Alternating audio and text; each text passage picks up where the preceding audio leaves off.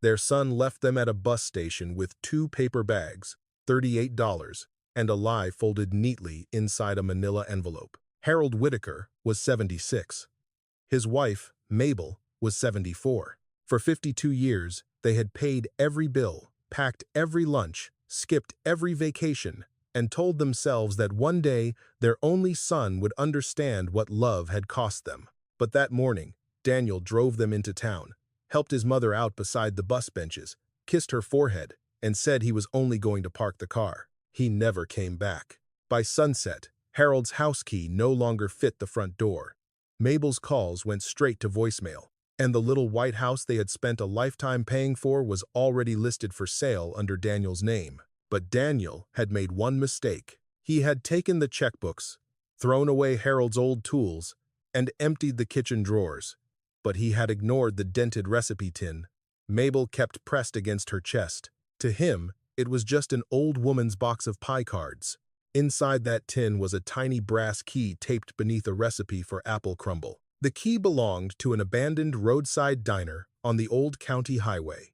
Everyone called it worthless. But behind its cold oven, sealed inside a rusted tin box, was a list of names Daniel Whitaker was never supposed to see. And when his parents opened that diner again, the first person to regret it would be their own son. So before you decide what kind of people Harold and Mabel became after that morning, stay with them. Because some stories are not about revenge, they are about the quiet moment when forgotten people remember their own worth. And if you have ever believed an old heart can still build something warm, this is one story you will want to hear. Harold and Mabel Whitaker had not always been people others pitied. For most of their lives, they were the couple neighbors called when something broke, when a child needed watching, or when a hot meal had to appear on a table already short on money. Harold had hands that understood machines. In the army, he had kept kitchen generators running, repaired ovens before dawn, and patched trucks with parts other men would have thrown away. After coming home, he worked in garages, repair shops, and appliance stores, fixing stoves, washers, coffee makers, and anything people could not afford to replace. He never believed something was useless just because it was old. Mabel used to smile at the coffee cans of screws under the sink, the jars of washers in the pantry, and the drawer full of knobs Harold swore would matter someday. But she understood him. She had spent 38 years waiting tables in diners and roadside cafes, learning that people, too, were often treated like broken things when all they needed was patience and warmth. She could carry 4 plates along one arm, refill coffee without interrupting a conversation, and remember who wanted extra lemon, who could not eat onions, and who ordered pie before dinner because the day had been harder than they wanted to admit.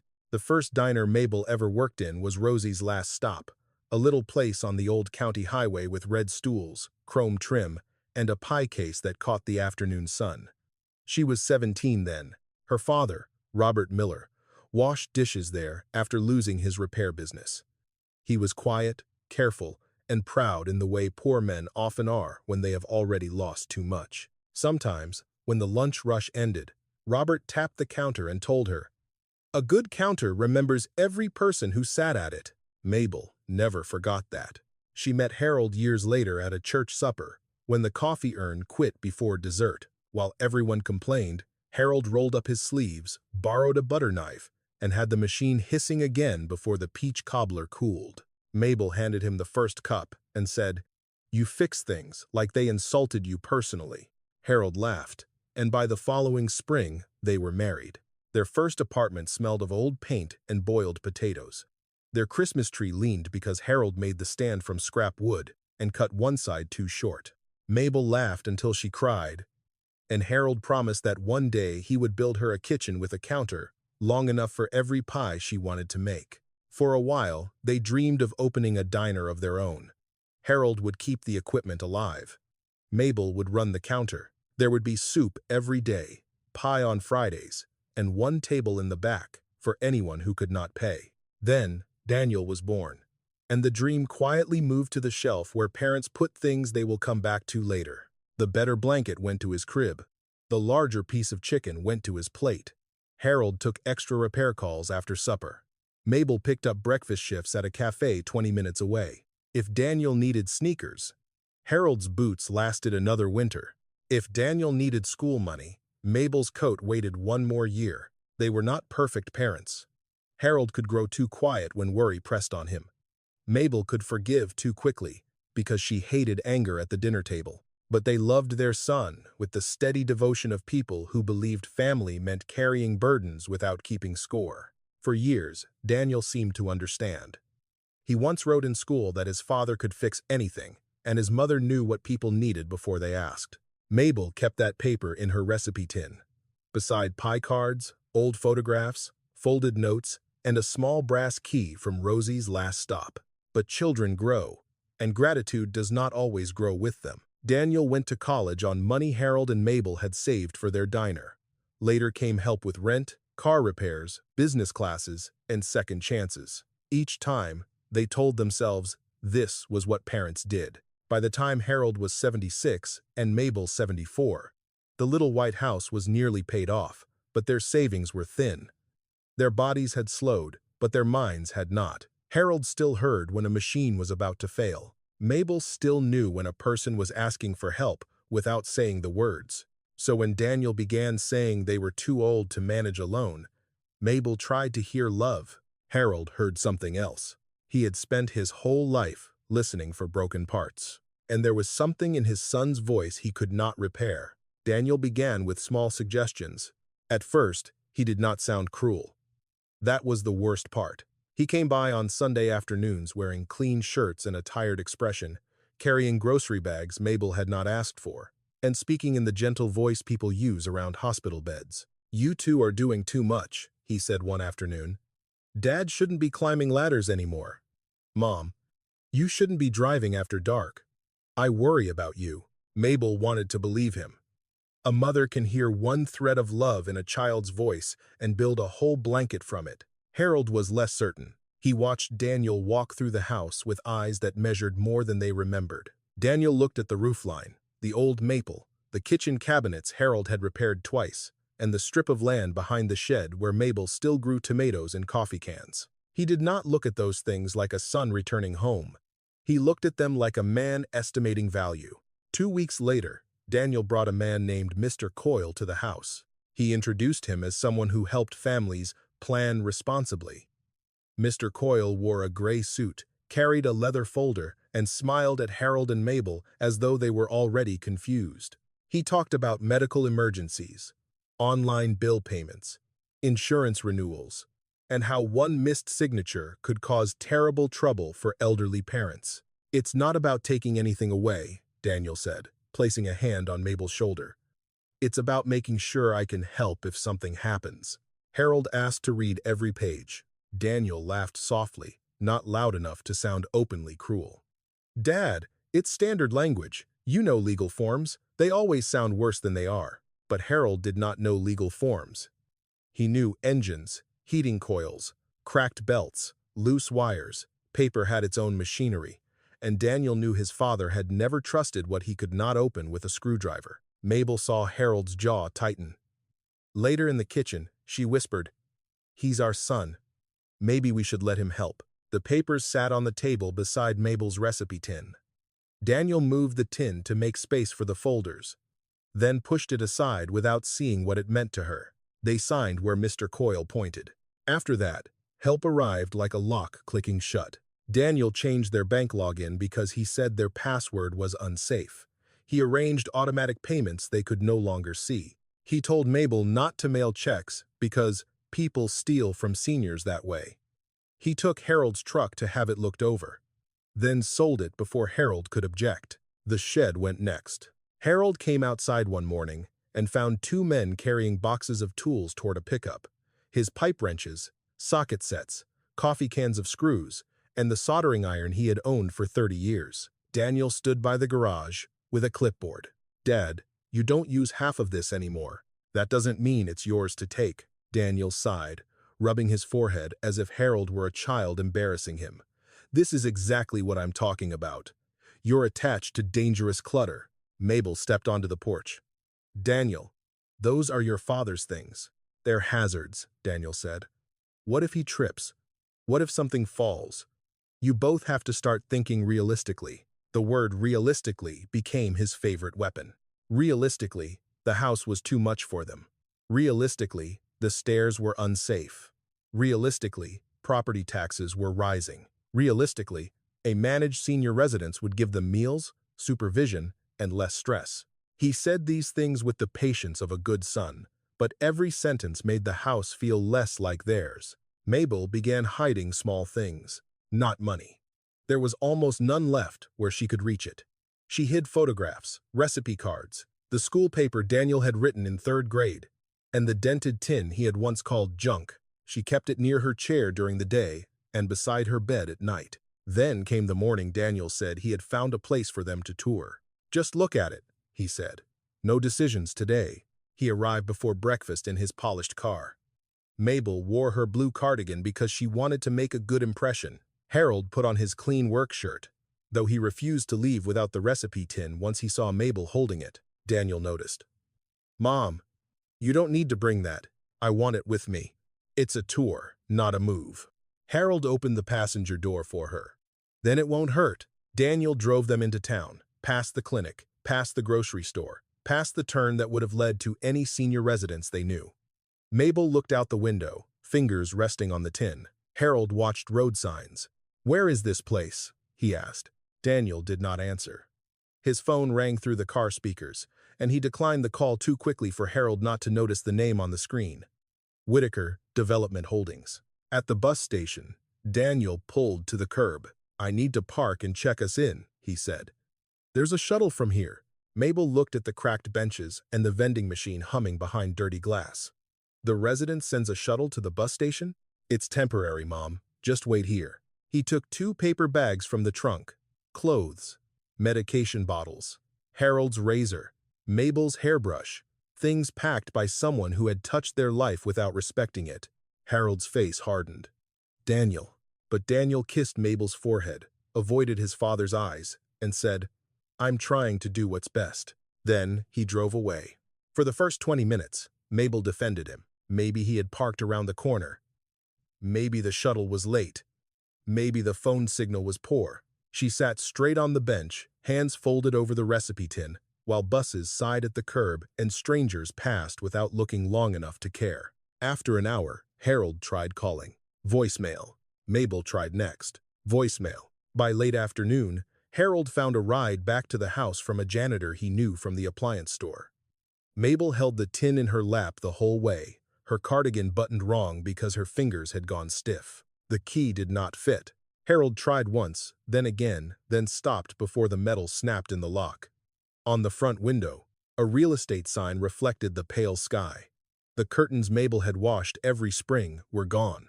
A lockbox hung from the doorknob like a final insult. Mabel stepped close enough to read the flyer taped inside the glass. Charming family home. Motivated seller. Immediate availability.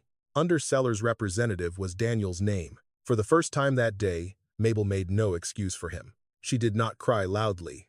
She did not pound on the door. She only opened her recipe tin with hands that looked suddenly older, moved aside the school paper, the pie cards, and the old photograph of Rosie's last stop, and touched the little brass key taped beneath the apple crumble recipe.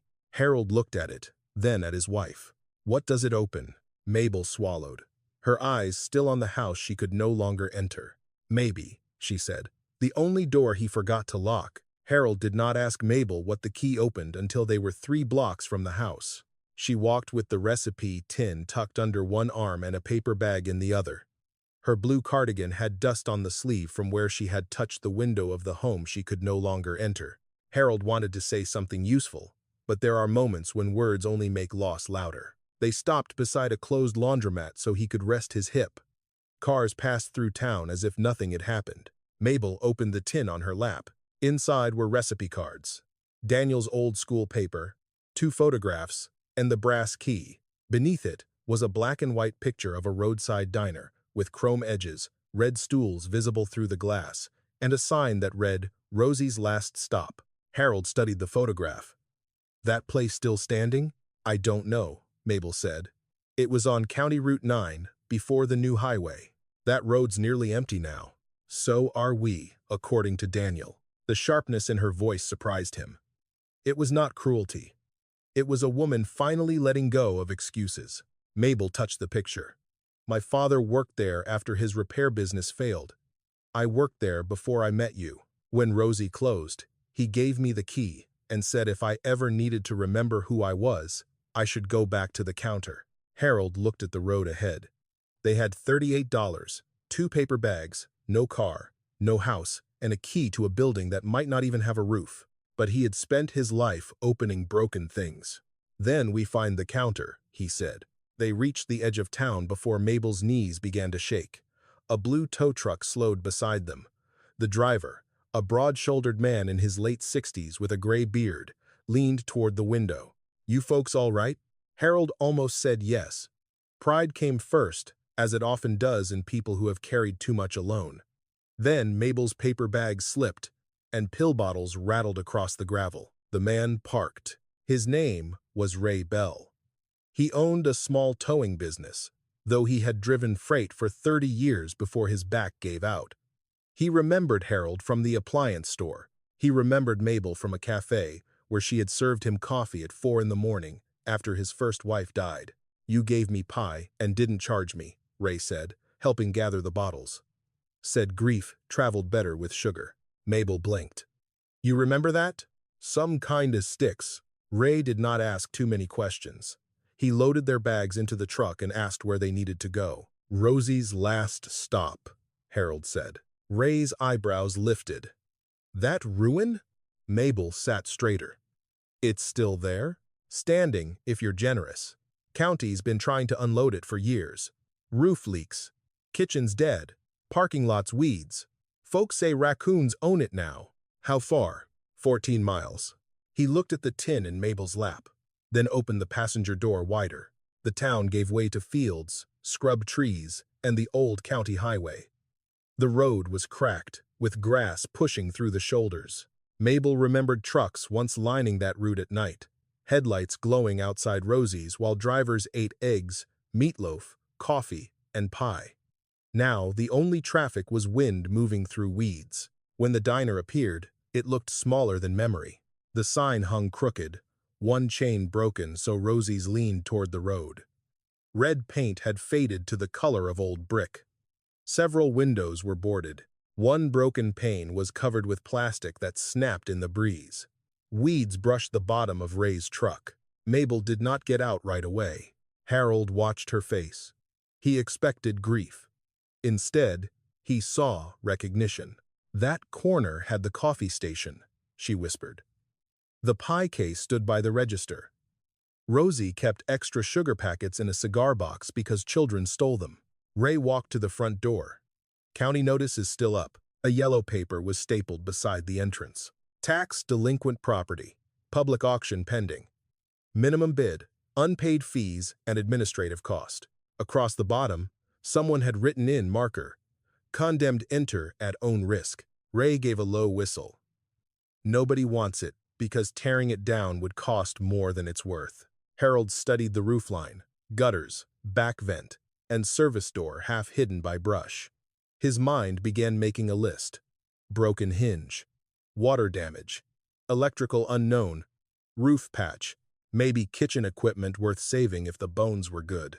Mabel walked to the side entrance. The brass key shook in her hand. Mabel, Harold said, not to stop her, but because he knew what it would mean if the key failed. She slid it into the lock. For a second, nothing moved. Then the mechanism gave a dry click. The door opened inward. Dust drifted through late light. The air smelled of rust, old grease, rainwater, and time. Inside, the red stools were cracked but still bolted to the floor. The counter was dull but unbroken. The empty pie case stood near the register. Beyond it, the kitchen waited in shadow. Mabel stepped in first. No coffee steamed, no plates clattered, no cook called orders through the pass window. Yet the place did not feel dead to her. It felt as if it had been waiting with its breath held. She placed her palm on the counter. For the first time since Daniel drove away, her shoulders lowered. Harold saw it. That was enough. The county auction was 2 days later. Harold had a small emergency money order hidden in the lining of his old coat. Something Daniel never found because Harold had never fully trusted banks. Ray loaned them the rest without making a speech. At the county office, the clerk looked over her glasses. "You understand this property is not considered habitable." "Yes," Harold said. "You understand repairs are your responsibility." "Yes." "You understand most people believe demolition is the only reasonable option." Mabel closed her hand around the brass key. "Most people," she said, "have been wrong about old things before. They signed the papers with slow hands. This time, they knew what the signatures meant." By dusk, Harold and Mabel stood outside Rosie's last stop with a temporary deed, 2 paper bags, $31 left, and a building everyone else had been smart enough to avoid. Ray asked, "You sure about this?" Harold looked at the dead sign. Mabel looked through the window at the counter her father said would remember. "No," Harold said. Mabel opened the door anyway. The first night inside Rosie's last stop was colder than Harold expected. Cold had a different meaning inside an abandoned building. It did not simply sit in the air. It lived in the metal stools, in the cracked tiles, in the glass of the empty pie case, in the walls that had not heard laughter for decades. When the sun slipped behind the trees, the diner seemed to remember every winter it had survived alone. Ray left them with 2 wool blankets, a flashlight, a thermos of coffee, and a paper sack of sandwiches from the gas station. "I can come back in the morning," he said. "You sure you don't want me to call somebody?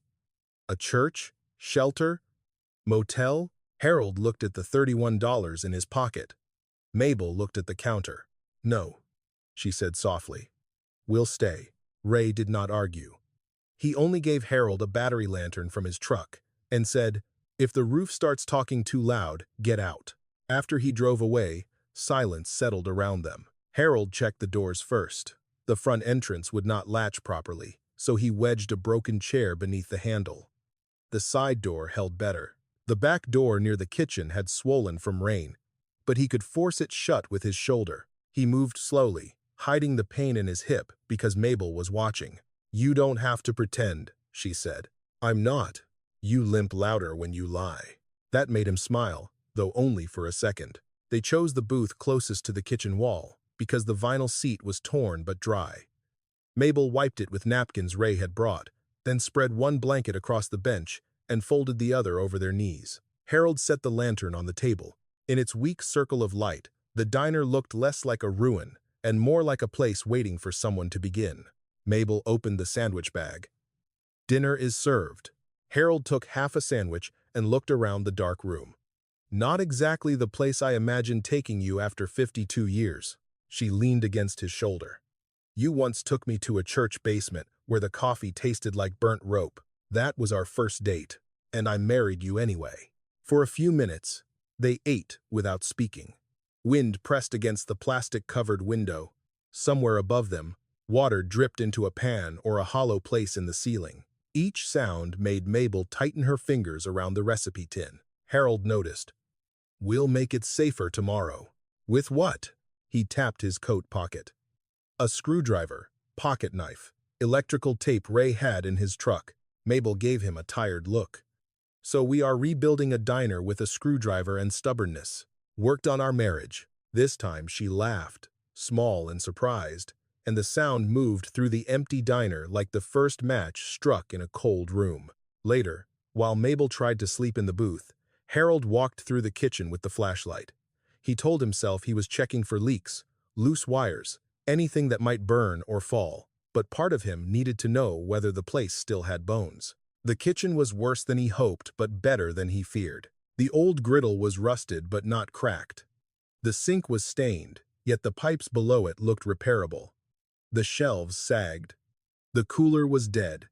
The floor near the back wall had softened from water, and he marked it with an overturned bucket, so Mabel would not step there in the dark. At the electrical panel, he found corrosion, 2 missing breakers, and 1 wire chewed by mice. He did not try to restore power, not yet. A careless repair could kill them faster than the cold, but he cleaned what he could, tightened a loose connection, and found that one overhead light near the pass window might work if the main line still carried current. When he flipped the small switch beside the panel, the bulb flickered once. Then it came on. Weak, yellow, buzzing, but light. Mabel appeared in the kitchen doorway, wrapped in a blanket. Harold. He looked almost embarrassed. Just one bulb. One is enough to start. Under that light, she saw the kitchen clearly for the first time. The stove, the oven, the dented prep table, the pass window where plates once slid out to hungry travelers. She stepped toward the counter and ran her fingers over the stainless steel. "My father stood right there," she said. "He used to scrape plates into a bucket and hum hymns when he thought nobody heard." Harold shone the flashlight toward the oven. "This thing may still have some life."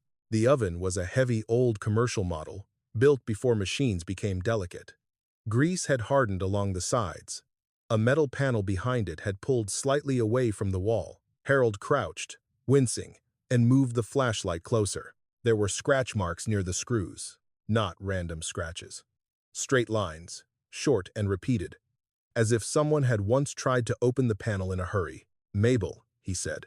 She came beside him. At first, she saw only rust. Then Harold angled the light.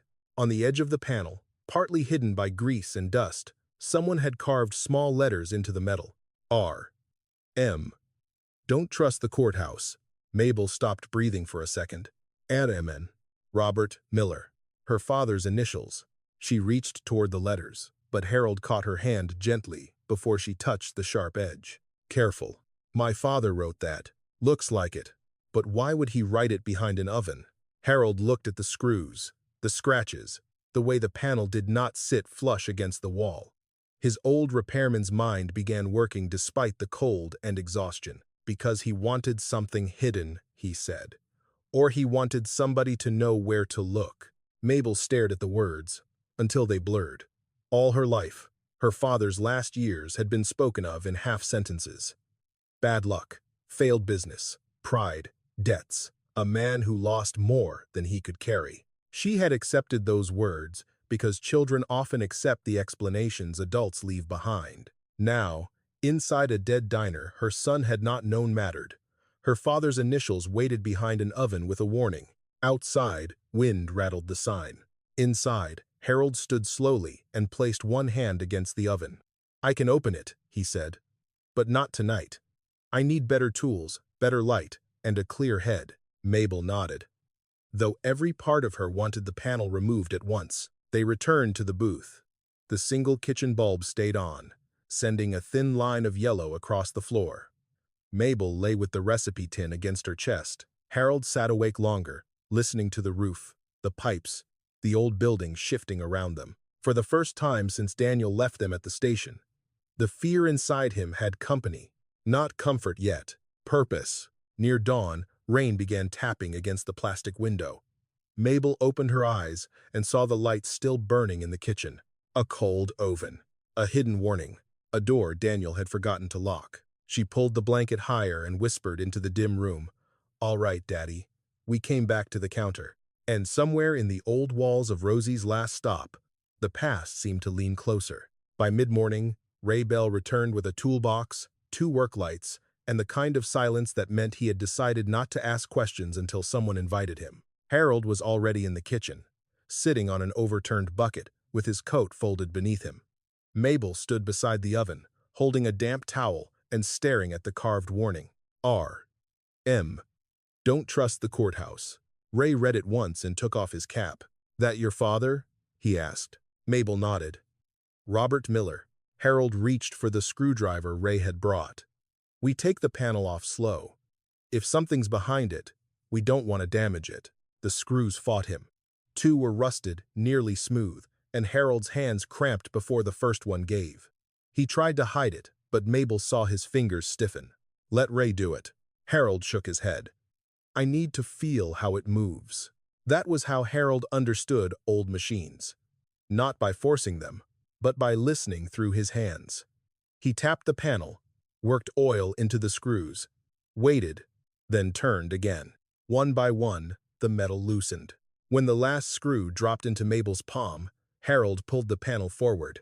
At first, there was only darkness. Then, Ray aimed the work light behind the oven. A small space had been carved between the wall studs. Inside, sat a rectangular tin box, wrapped in black oilcloth and tied with butcher's string. The cloth was stiff with age, but dry. Mabel did not reach for it. For 50 years, she had carried a version of her father, built from other people's sentences. He lost his business. He owed money. He stopped fighting. She had been young enough to believe adults told the whole truth, and old enough now to know they rarely did. Harold lifted the box carefully and set it on the prep table. No one spoke while Mabel untied the string. Inside were envelopes, folded maps, a small ledger, and a stack of yellowed papers held together with a rusted clip. On top lay a letter addressed in her father's handwriting. "To my Mabel, if the counter ever brings you back." Her knees weakened.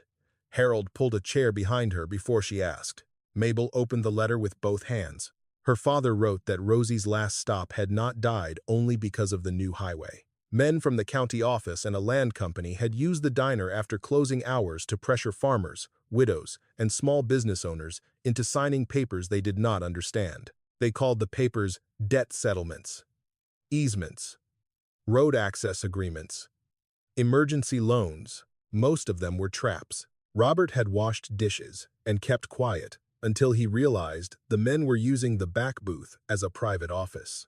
He had seen envelopes passed under coffee cups. He had seen signatures taken from people who were tired, frightened, or ashamed. He had copied names from scraps left behind and hidden what he could because no one believed a dishwasher over men in suits. Mabel stopped reading and pressed the letter against her chest. "My father wasn't careless," she whispered. "He was scared." Harold looked at the papers. And careful. The ledger proved that.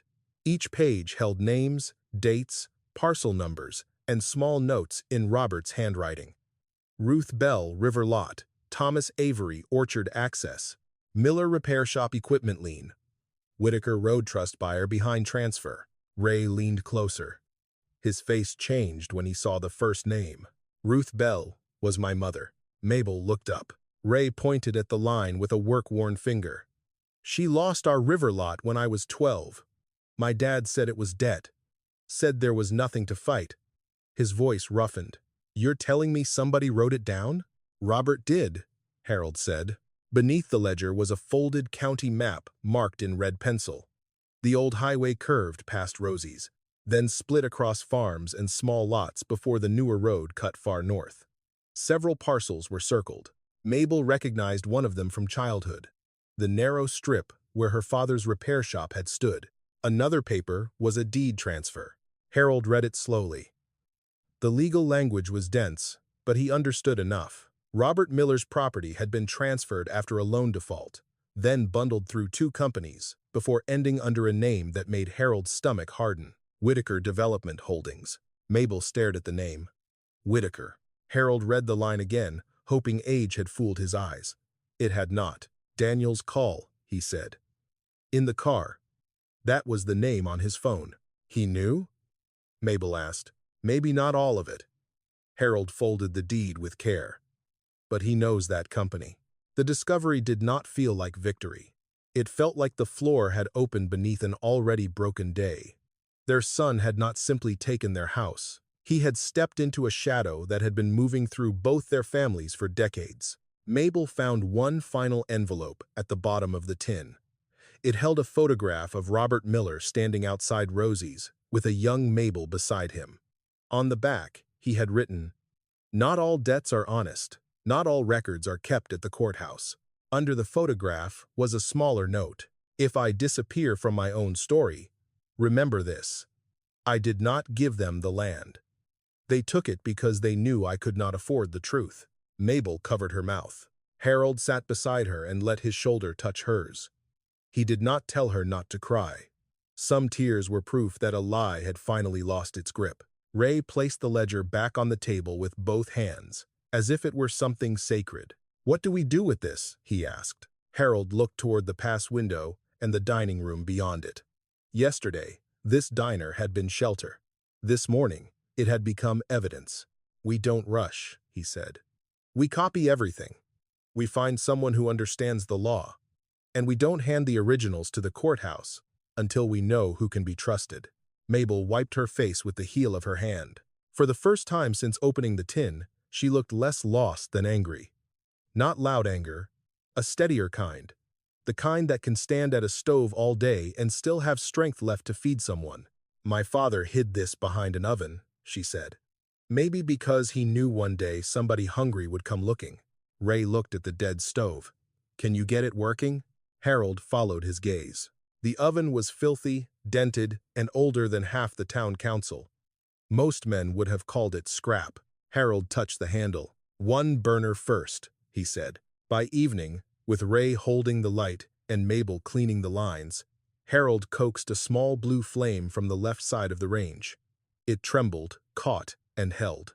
Mabel opened a can of soup Ray had brought, poured it into an old pot, and set it over the flame. The first meal cooked inside Rosie's last stop in 40 years was not pie, meatloaf, or anything worth writing on a menu. It was canned chicken soup, divided into 3 chipped mugs. But when Mabel handed one to Harold and one to Ray, the kitchen no longer felt abandoned. On the prep table beside them, Robert Miller's letter waited under the lantern. The diner had given them more than a roof. It had given them a reason to stand. By the next afternoon, Rosie's last stop had a light in the kitchen, a working burner, and 3 people who knew the diner was no longer just an abandoned building. Ray Bell came back with coffee, groceries, and news. "I know somebody who should see those papers," he said. "Eleanor Pike. Used to be an attorney before she retired. Sharpest woman in the county, if you don't mind being corrected while she helps you." Harold looked toward the prep table, where the tin box sat under a towel. "Can she be trusted?" Ray did not answer too quickly. That made Harold trust him more. "She helped my mother once," Ray said. "Didn't win, but she tried when nobody else would." Mabel wiped her hands on a dish towel. "Call her." Eleanor Pike arrived 2 hours later in a dark green sedan that looked almost as old as the diner. She was 71. Thin, straight-backed, with silver hair pinned tight and eyes that missed very little. She stepped inside, looked at the cracked stools, the patched window, the single working light, and then at Harold and Mabel. "Well," she said, "this place is either a lawsuit, a miracle, or both." Mabel almost smiled. "Maybe both." They spread Robert Miller's papers across the counter. Eleanor put on narrow reading glasses and sorted them without drama. Letter, ledger, map, deed transfer, parcel list. She did not gasp. She did not make promises. She only read, turned pages, and grew quieter. At last, she tapped the ledger. "This is not enough by itself to undo 40 years of damage," she said. Mabel's face fell. Eleanor raised one finger. "But it is enough to make dangerous people nervous." Harold leaned forward. "What does that mean?" "It means your father kept names, dates, parcels, and patterns. Courts like patterns when people pretend each case was an accident." She looked at Mabel. "And this note about not trusting the courthouse may matter more than you think. If records were altered there, we do not start there. We start with copies, witnesses, and outside eyes." Ray crossed his arms. "You'll help?" "I'll advise," Eleanor said, quietly. "For now." Before anyone could answer, metal scraped outside.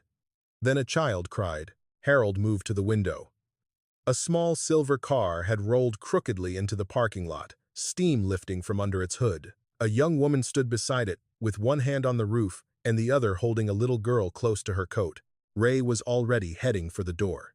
The woman's name was Lena Ortiz. She was 28, tired in the way people get when they have been brave for too many days. Her daughter, Annie, was 6, with dark curls, muddy shoes, and a red backpack shaped like a ladybug. "I'm sorry," Lena said. "I just need a phone. Mine died." The car started smoking, and I was trying to get to my sister's place. Mabel looked at the child first. Annie's lips were pale from the cold. "Come inside," Mabel said. Lena shook her head. "I don't have money for food." "I didn't ask if you had money." That was the first time Rosie's last stop welcomed someone who had not come looking for secrets. Mabel brought them to the booth nearest the kitchen light. The vinyl was still torn, and the table rocked if anyone leaned too hard. But Annie climbed in as if it were a palace. Harold and Ray went outside to lift the hood of Lena's car. Eleanor stayed by the counter, still guarding the papers with one hand. In the kitchen, Mabel opened what they had: canned soup, bread, half a jar of peanut butter, apples Ray had brought. She moved slowly, but with the old rhythm returning to her shoulders. Bowl, spoon, napkin, a cup of water for the child, coffee for the mother. Annie watched from the booth. "Are you a restaurant?" Mabel paused. The honest answer was no. Not yet. Maybe never. If inspectors, money, and Daniel had anything to say about it. But the child was looking at her with hope. "We used to be," Mabel said. "And today, we can manage soup." Annie accepted that as perfectly reasonable. Lena tried to eat politely, but hunger defeated manners. Mabel recognized it. She had seen that kind of hunger in truckers, widowers, runaway teenagers, and mothers who said they were not hungry so their children could finish the plate. "Slow down, honey," Mabel said gently. "There's more." Lena looked ashamed. "We left my boyfriend's place this morning. It wasn't good for Annie. I thought I could make it to my sister in Colton, but the car—" She stopped. "You don't need my problems." Harold came in then, wiping grease from his fingers. "Your radiator hose split. I can patch it enough to get you somewhere safe, but not tonight." Lena closed her eyes. "I can sleep in the car." "No," Mabel said. It came out so firmly that everyone looked at her. She glanced around the diner, the cracked booths, the weak light, the old counter, the tin box under the towel, and understood something before she had words for it. Yesterday, this place had been the last door she and Harold could open. Today, someone else had reached it in the cold. "No one sleeps in a broken car in our parking lot," she said. Harold cleared his throat. "There's a storage room with a dry corner. Not fancy, but warmer than outside once I block the backdraft." Lena shook her head. "I can't pay you." Mabel set another piece of bread beside Annie's bowl. "Then help me wash dishes." That night, Rosie's last stop held more people than it had in decades. Ray patched the car by lantern light. Harold covered a cracked window with cardboard and tape. Eleanor copied Robert's letter by hand because no one wanted to leave with the originals yet. Lena washed bowls in cold water without complaint. Annie fell asleep in the booth with her cheek against the ladybug backpack. Mabel stood behind the counter and looked at them all. Not family by blood. Not customers with money. Just people who had reached the same forgotten place because the road behind them had failed. She thought of Robert's words. A good counter remembers every person who sat at it. Then she took a scrap of cardboard, wrote with a black marker, and taped it near the register. "No one eats alone if we have a chair." Harold read it, then looked at his wife. "You planning to feed the whole county?" Mabel touched the edge of the counter. "No," she said. "Just whoever makes it to the door." In the morning, Eleanor folded her copies into a neat envelope. "I'll search public archives outside this county," she said, quietly. "If Robert Miller was right, these papers connect more families than yours." Ray glanced at Lena's sleeping child. "Seems this place is collecting strays." Mabel looked at Annie, then at the sign on the wall. "Maybe," she said, "some places are built for that." Outside, the old highway remained cracked and nearly empty. But inside Rosie's last stop, soup warmed on one working burner. A child slept safely, and the counter had begun remembering names again. By the end of the first week, Rosie's last stop still looked like a place most people would drive past. The sign was crooked. The parking lot was more grass than gravel. Cardboard covered one window, and the front door still had to be lifted slightly before it would close. But inside, the diner had begun to change in ways that mattered.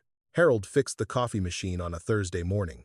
It was an old stainless steel beast with a cracked knob, mineral stains, and a cord that should have frightened any sensible man. Harold spent 2 hours cleaning contacts, replacing a frayed wire with one from a dead toaster, and muttering at the machine as if it were a stubborn mule. Mabel watched from the counter while rolling out pie dough with a soup can because they did not have a proper rolling pin. "You know," she said, "most men would have thrown that thing away." Harold tightened the last screw. "Most men lack imagination." He plugged it in. For 3 seconds, nothing happened. Then the machine coughed, hissed, and began to drip coffee into the pot. Mabel pressed one hand to her mouth. It was not just coffee. It was proof that something dead could remember its purpose. Ray Bell happened to be walking in with a box of mismatched mugs when the smell reached him.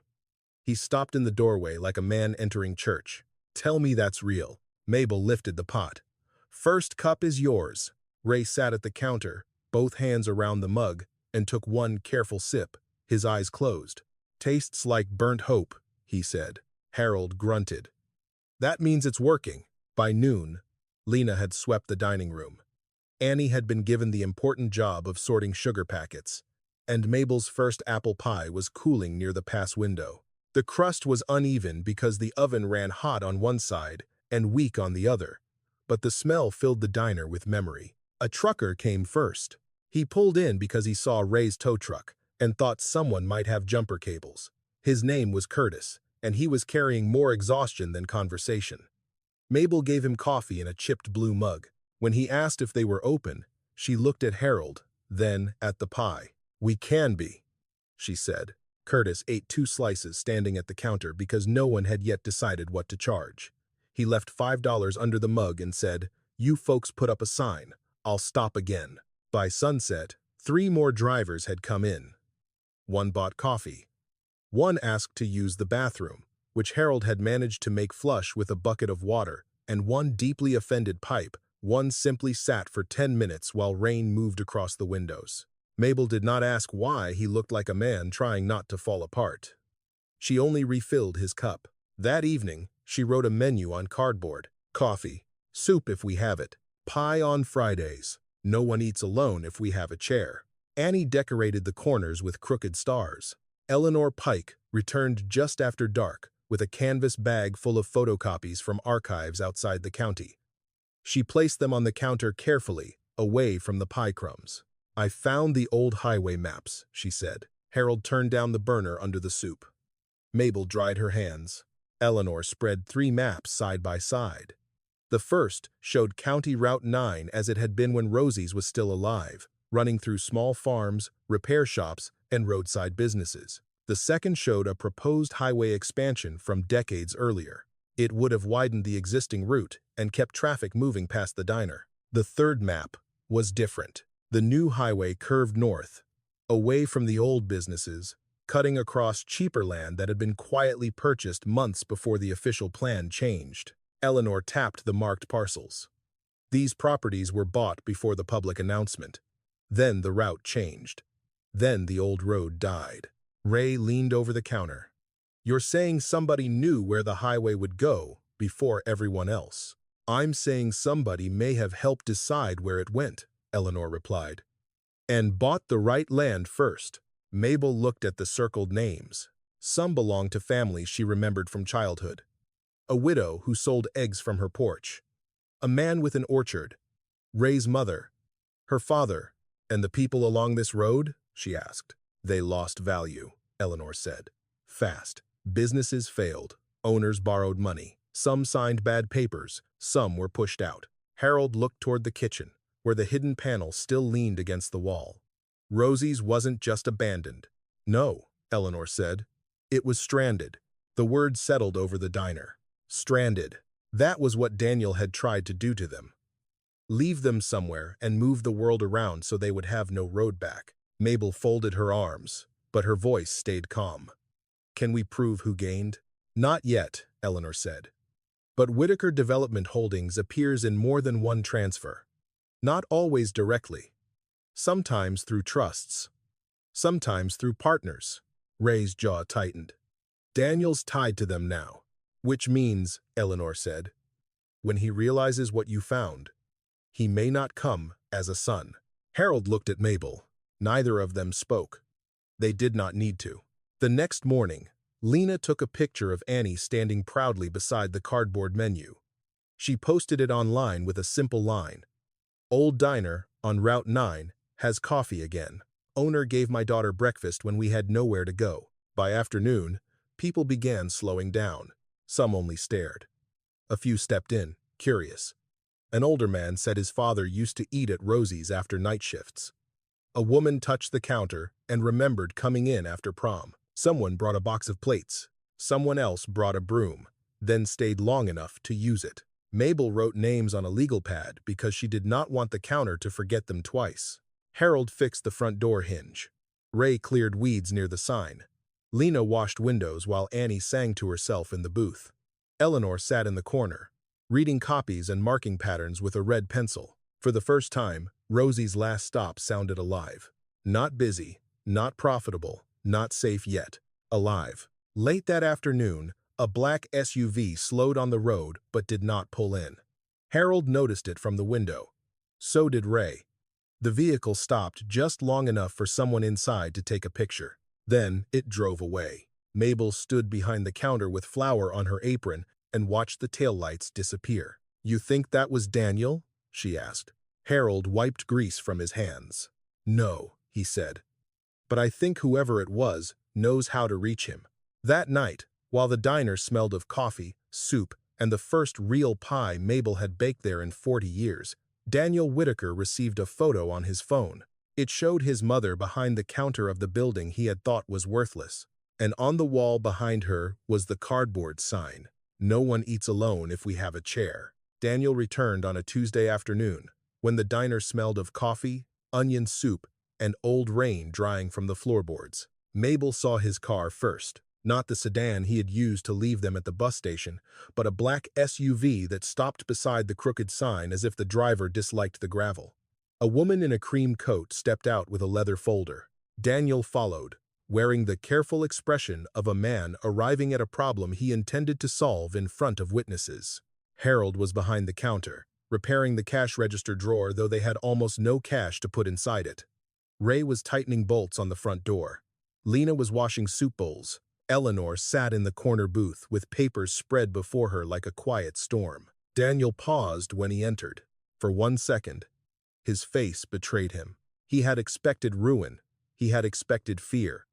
Maybe he had expected his parents to be grateful enough to come home if he offered the word home with the right tone. Instead, he saw fresh coffee, pie cooling under a towel, 3 truckers at the counter, Annie drawing stars on a paper menu, and his mother standing beneath the cardboard sign that said no one ate alone if there was a chair. "Mom," Daniel said, soft enough for strangers to think he was kind. "Dad, thank God. I've been worried sick." Harold did not answer. Mabel wiped her hands on her apron. "You knew where we were." Daniel glanced at the customers. "Can we not do this in public? You made our life public when you put our house on the market." The woman in the cream coat stepped forward. "Mr. and Mrs. Whitaker, my name is Claire Benton. I work with a property group interested in distressed commercial sites along Route 9. Daniel asked me to come because this building presents serious liability concerns." Ray stood up slowly. "Most folks say hello before measuring a place for its coffin." Daniel ignored him. "This isn't safe. Look at the wiring. Look at the broken windows. Mom, you have a child sleeping in a condemned building." Lena came out of the kitchen. "My daughter is not your argument." Daniel's smile tightened. "I'm trying to protect my parents." Eleanor removed her glasses. "By abandoning them at a bus station?" The diner went still enough that the coffee machine sounded loud. Daniel looked at her. "I don't know who you are."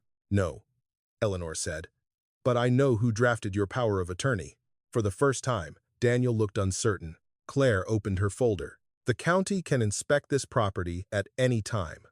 If it is deemed unsafe, occupancy can be prohibited immediately. There may also be questions about whether Mr. and Mrs. Whitaker had capacity to purchase it under their current circumstances." Harold's hand closed around the screwdriver.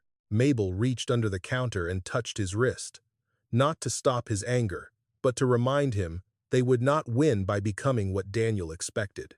"Capacity," Mabel repeated. Daniel stepped closer. "Mom, you've been through a traumatic event. You and Dad are vulnerable. I made some mistakes, but this is not the answer. Sign temporary management over to me. I'll handle the sale or renovation properly. You can move somewhere clean and supervised." "Like the place you were taking us when you left us on a bench?" Harold asked. Daniel's eyes flicked to the truckers. "I panicked. You packed our medicine. I was overwhelmed. You changed the locks because I was trying to prevent confusion." Mabel looked at her son. She saw the boy who once brought spelling papers to the kitchen table. She saw the man who sold Harold's truck. Both were real. That was the cruelty of it. "You keep using gentle words for ugly things," she said. Claire placed a form on the counter. "This limited authorization allows Daniel to speak with inspectors, contractors, and interested buyers on your behalf." Harold laughed once. "There it is." Daniel leaned in.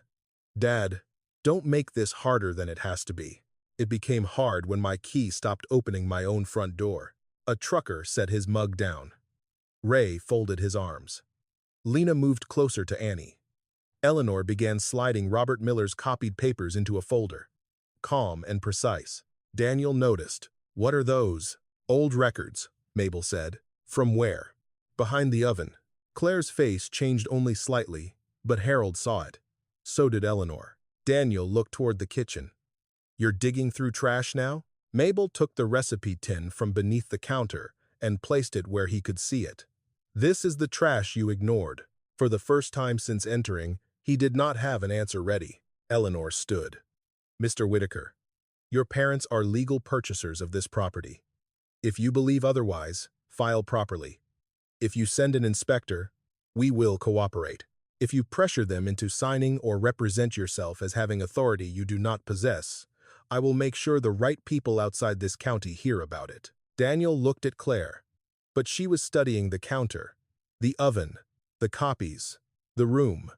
She had come as a professional. She now looked like someone measuring her distance from a fire. "This property is more complicated than you told me," she said quietly. Daniel's voice dropped. "Claire." She closed her folder. "I'll wait outside." When she left, Daniel's careful mask cracked. "You have no idea what you're interfering with," he said to Mabel. Harold stepped from behind the counter. He moved slowly, but no one mistook that for weakness. "No," he said. "But we're learning." Daniel turned on him. "You think these people are family? A tow truck driver? A retired lawyer? A woman who needed a free meal? They're using you." Mabel's expression hardened. "No, Daniel, they stayed." The sentence struck harder than shouting. For a moment, Daniel looked almost young, almost ashamed. Then his phone buzzed. He glanced at the screen, and whatever softness had appeared, disappeared again. "You'll hear from the county," he said. "I'm sure we will," Eleanor replied. Daniel walked to the door, then stopped beneath the crooked bell that no longer rang. "You're making a mistake," he said. Mabel picked up the coffee pot and refilled Ray's mug. "No," she said. "I already made the mistake. I mistook control for concern." Daniel left without another word. Through the window, they watched him speak sharply to Claire beside the SUV. Claire shook her head once and got in without looking back. Harold turned the form Claire had left on the counter so Eleanor could read it. Eleanor scanned the first page and tapped one clause. This would have given him authority to negotiate sale terms. Mabel looked at the door Daniel had just used. "So he came for the diner, and anything inside it," Eleanor said. From the kitchen, Annie's small voice asked, "Are we in trouble?" Mabel went to the booth and knelt carefully beside her. "Maybe," she said. "But trouble doesn't always mean you did something wrong. Sometimes it means you finally stood where someone wanted you to disappear." That evening, Harold screwed the authorization form to the wall beside the cardboard menu, not as decoration, but as a warning. Under it, Mabel wrote one more line: "We do not sign away our chairs." By closing time, every person in the diner had read it, and far down the old highway, Daniel Whitaker made his first call to the county inspector. The county inspector came 2 mornings later, and Daniel stood 3 steps behind him. That was how Harold knew this was not only about safety. Inspector Vance stepped inside Rosie's last stop with a clipboard in one hand and a face already arranged into disapproval. He looked at the patched window, the cracked stools, the cardboard menu, the old coffee machine, and the people gathered near the counter. "This property has been reported as unsafe for occupancy," he said. Mabel set down the coffee pot. "Would you like coffee?" He blinked. "No, ma'am." Daniel stood near the door in a navy coat, watching the diner as if every repaired hinge and every clean mug had personally betrayed him. His eyes moved from the counter to the kitchen, then stopped briefly on the oven. Eleanor Pike sat in the corner booth with a folder in front of her. "We expected someone," she said. The inspection took less than an hour. Harold followed quietly, answering only what was asked. He did not deny the roof leak, the bad rear flooring, or the old wiring in the storage room. He had already marked those places with tape and cardboard signs. But when Vance called the entire building an immediate danger, Harold asked which specific issue required emergency closure instead of a repair order. Vance did not like that. "This is not approved as a residence," he said. "No," Mabel replied. "It is a diner. And right now, it is the first warm place some people have found." Daniel stepped forward. "That is exactly the problem. My parents are confused. They are letting strangers into a condemned site." Ray turned from the counter. "Funny how you started worrying after the coffee machine worked." Vance posted a notice on the door. A county safety hearing would be held within 72 hours. Until then, no overnight guests, no public food service, and no further restoration without review. Mabel read the notice twice. It frightened her. But fear no longer stood alone. Behind it was her father's warning, Harold's steady hands, and the tin box that had waited 40 years behind the oven. The hearing was held in a beige county room with folding chairs and lights that made everyone look tired.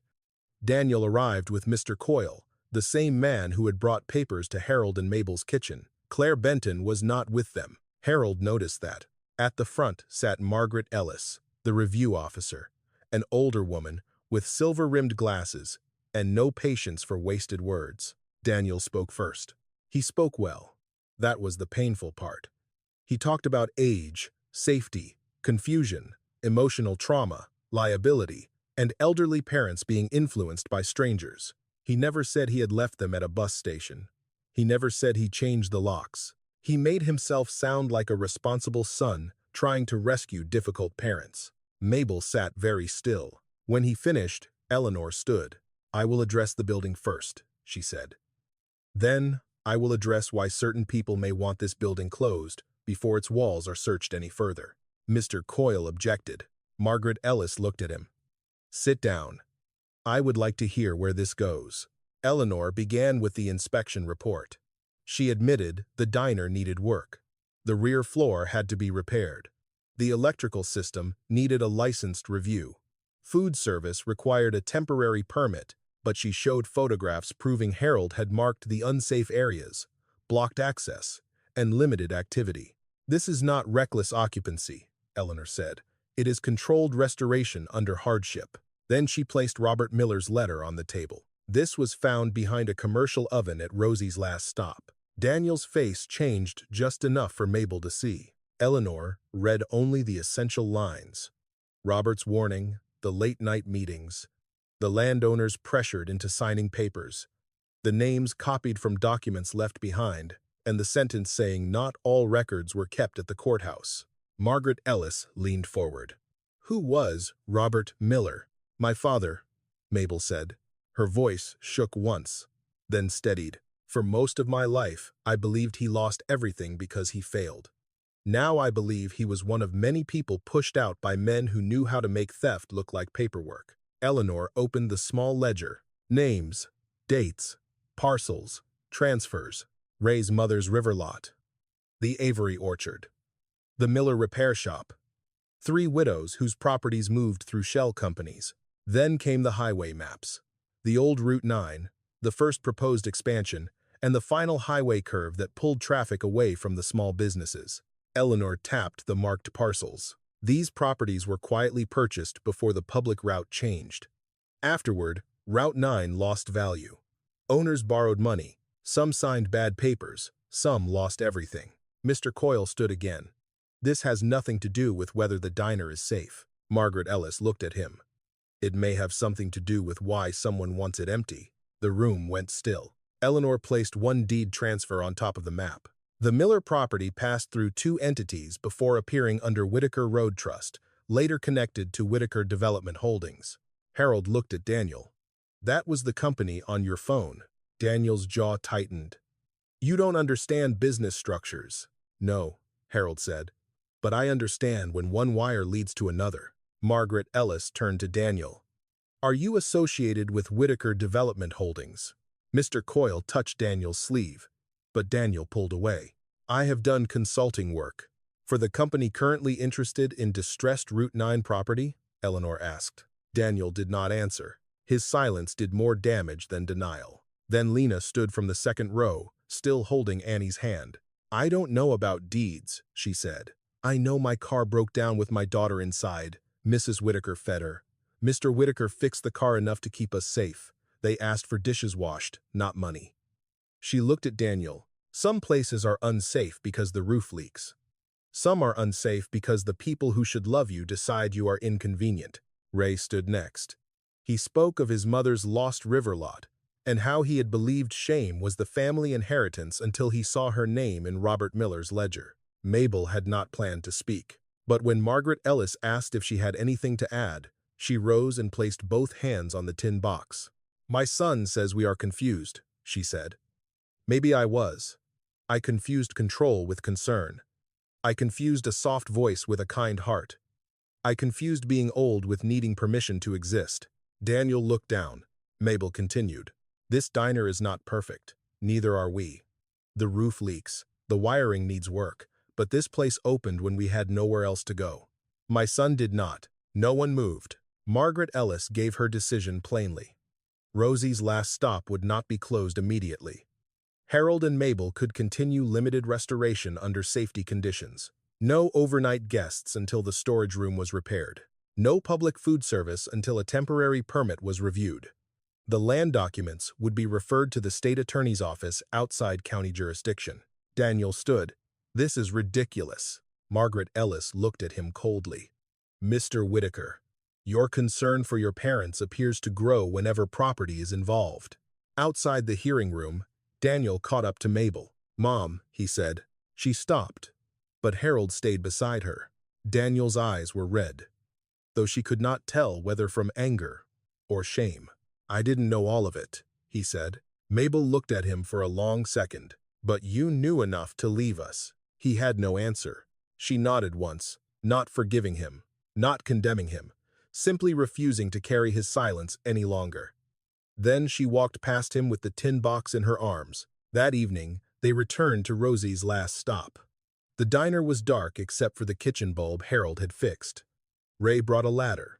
Lena brought clean towels. Eleanor placed the hearing decision on the counter. No one cheered. They simply began again. The first battle had not given them victory. It had given them time. And for people others had tried to erase, time was enough to become dangerous.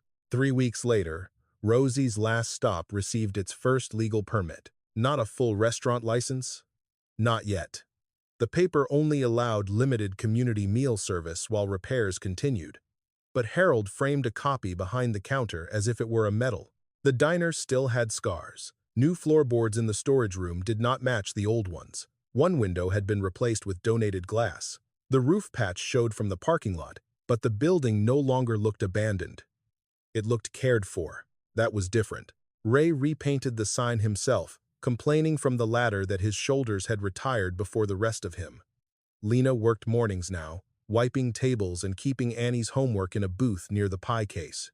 Eleanor came every Friday with updates from the state attorney's office. More families had started finding old papers in drawers, trunks, and Bible covers. Robert Miller's ledger had not fixed everything, but it had opened a door powerful people had pretended was a wall. Mabel changed the name on the menu first. She crossed out Rosie's last stop with one careful line and wrote beneath it, "The Last Table Diner." Harold noticed. "You sure?" Mabel looked toward the back booth, where a hand-painted sign now read, "Reserved for anyone who needs a meal." "Rosie kept people going on the old road," she said. "We can keep the last table open." They made it official on a rainy Saturday. No ribbon, no speeches. Mabel baked 3 apple pies. Harold repaired the bell above the door, and Ray parked his tow truck near the highway so people would know the diner was open. The first customer under the new name was Mr. Avery, whose family orchard had appeared in Robert's ledger. He stood in the doorway with his hat in both hands and said he had not been inside since 1978. Mabel poured him coffee. "No charge today," she said.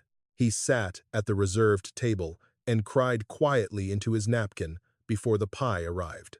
After that, people came in small waves. A widow brought plates. A retired nurse brought curtains. A trucker left $20 for anyone who could not pay. By evening, the diner sounded less like a business than a room learning how to become a home. Daniel came just before closing. Mabel saw him through the rain-streaked window. He stood beside his car for almost a minute before walking in. He looked thinner, not broken, just less certain of the ground beneath him. The bell rang. Harold was drying mugs behind the counter. He saw his son and set one down without speaking.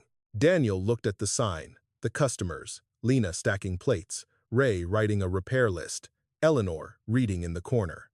Last, he looked at his mother. "I heard about the permit," he said. Mabel nodded. "We did it properly." "I know." He had come with no folder, no lawyer, no polished stranger beside him.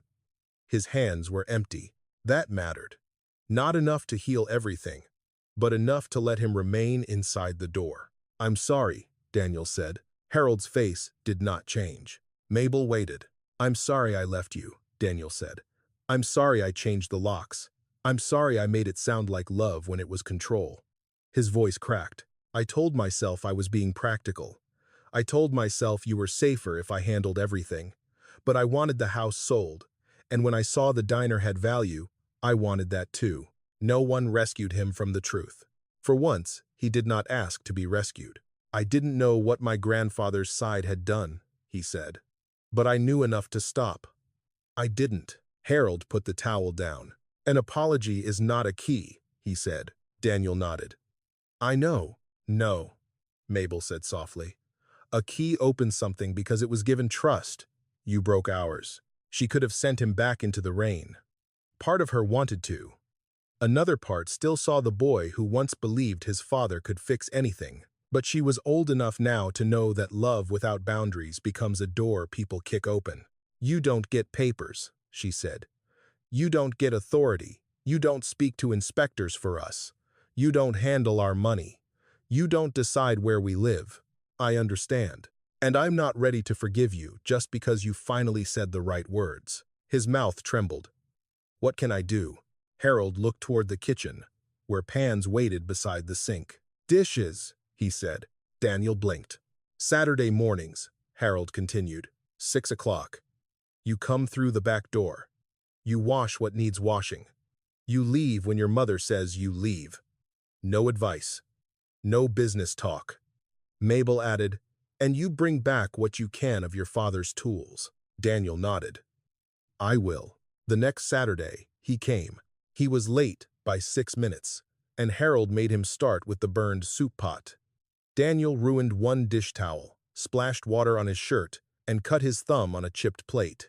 He did not complain. Mabel noticed. She also noticed the cardboard box he had brought. Inside were Harold's pipe wrench, 2 socket sets, and 3 coffee cans of screws. Not everything, but something. Months passed. The investigation widened. Some people paid fines, some resigned. Some families received settlements too small to replace what had been stolen, but large enough to prove they had not imagined the theft. Whitaker Development Holdings lost its Route 9 plan. Mr. Coyle stopped advertising himself as an elder planning specialist. Daniel was questioned and forced to return money from the attempted house sale. But Harold and Mabel did not build their peace from his punishment. They built it from the diner. The last table stayed open through winter. Every evening, Mabel placed one clean setting at the reserved booth. Sometimes a trucker used it. Sometimes a widow. Sometimes Lena and Annie, when the day had been long. Sometimes it remained empty, waiting without shame. One night, near the first anniversary of the bus station, rain tapped the windows the way it had on their first night inside. Harold turned the sign from open to closed. Daniel was in the kitchen, washing pans. Ray locked the front door. Eleanor folded her newspaper. Lena helped Annie with spelling words at the counter. Mabel stood by the pie case and looked at the room. The oven was warm. The coffee was fresh. The bell above the door worked. On the wall hung Robert Miller's photograph, Annie's cardboard sign, and Harold's framed permit. A place everyone called worthless had learned every name. Harold came beside her and touched her hand. "You ready to go home?" he asked. Mabel looked at the last table, the kitchen light, and the people who had stayed. "We already are," she said. Outside, the old highway was dark and wet. Inside, the counter remembered.